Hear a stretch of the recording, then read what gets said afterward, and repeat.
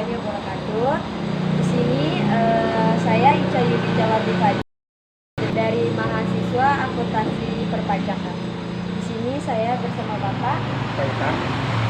Di sini saya ingin menanyakan tentang gimana sih kayak misalkan pengelolaan pengeluaran uang dan pemasukannya Bapak.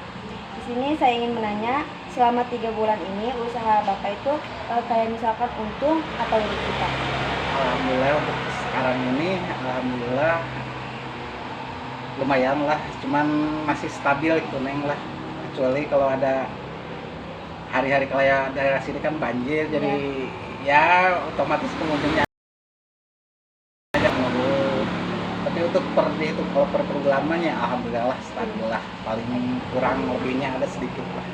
Baik Pak, di sini kan misalkan dari akuntansi itu membahas tentang kayak aktiva lancar, liabilitas atau depresiasi. Kayak misalkan ini kan kurang familiar ya buat kalangan UMKM. Nah, saya ingin menjelaskan istilah akuntansinya kayak misalkan laba bersih itu kayak keuntungan bersih, kalau laba bersih itu keuntungan bersih, dan juga kayak biaya operasional itu kayak pengeluaran sehari-hari Bapak. Dan arus kas itu bisa disebut juga, arus kas itu kayak cash flow, bisa disebut di bahasa UMKM itu kayak uang masuk dan uang keluarnya ya. Dan modal itu kayak uang awal buka usaha Bapak. Terus kayak penyusutan itu penurunan nilai alat kerja. Lalu kayak laporan ini tuh kayak bukan buat pajak aja Pak, tapi ada juga buat kayak tahu usaha rugi atau untungnya, bisa hitung pelonggaran paling borosnya berapa, terus tahu kapan bisa tambah pegawai atau buka cabang, dan juga bisa kayak ngajuin pinjaman ke koperasi atau bank, ngatur stok dan belanja bahan biar gak boros. Di sini maaf Pak, di sini saya mau ngasih tahu kayak misalkan arus kas kayaknya, kasih contoh sedikit ya Pak, kayak ilmu saya sedikit, ilmu yang saya tahu sedikit ya Pak. Di sini ada arus kas. Ini arus kas tentang ayam geprek dari bulan Januari sampai Maret. Nah, bulan Januari sampai Maret ini kayak 3 bulan, Januari, Februari, Maret di tahun 2025. Nah, keterangannya misalkan, keterangannya itu kas masuk itu ada penjualan ayam geprek, tambahan modal pemilik. Nah, tambahan modal pemilik ini kayak tambahan modal Bapak kayak listrik, segala macam. Terus penjualan ayam geprek ini misalnya ya Pak ya, ada di tunai 46.500.000. Nah, tambahan modal pemiliknya ini ada 3 juta. Nah, total kas masuknya itu 49.500.000. Nah, total masuk ini masuk. Nah, terus ini yang tadi kan kas masuknya. Nah, saya ingin menjelaskan kas keluarnya. Nah, kas keluarnya ini ada pembelian bahan baku, ada gaji pegawai, biaya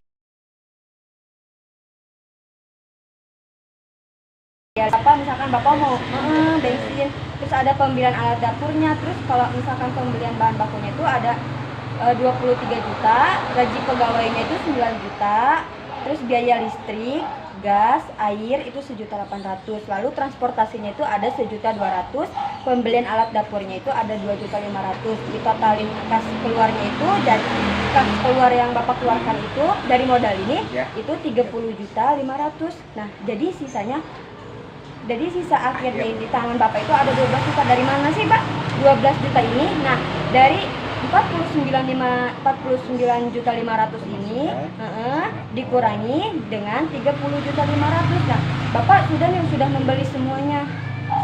Lalu Bapak bingung 49 juta ini kayak kemana sih uangnya? Lalu Bapak bisa menghitung lagi dari pembelian bahan baku Bapak. Bapak hitung lagi, lalu nanti dari modal ini kas total masuknya ini 49 juta ini dikurangi dengan 37.500.000. Berarti ada di tangan Bapak itu ada 12 juta. Masih ada 12 juta.